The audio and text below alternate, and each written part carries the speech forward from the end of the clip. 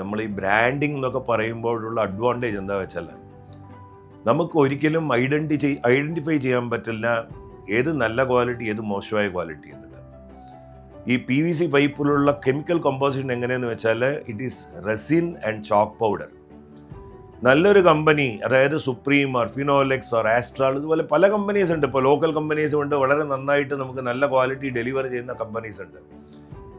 Resin 200 രൂപ kilo ആണെന്ന് വെച്ചാൽ ചോക്ക് പൗഡറിന് 2 രൂപയേ ഉള്ളൂ കിലോ.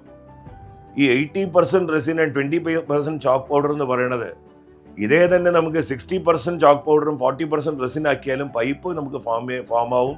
ഈ പൈപ്പ് നമുക്ക് മാർക്കറ്റിൽ കൊടുക്കാൻ പറ്റും. മാർക്കറ്റിൽ കൊടുത്ത് 1 വർഷം കഴിയുമ്പോൾ 2 വർഷം കഴിയുമ്പോൾ ഈ അൾട്രാ വയലറ്റും ഇൻഫ്രാ റെഡും എല്ലാം കിട്ടിയിട്ട് അത് അങ്ങോട്ട് പൊടിഞ്ഞു പോകുമ്പോഴാണ് നമുക്ക് മനസ്സിലാവുക ഈ ക്വാളിറ്റി നല്ലതാണോ അല്ലയോ എന്നിട്ട്.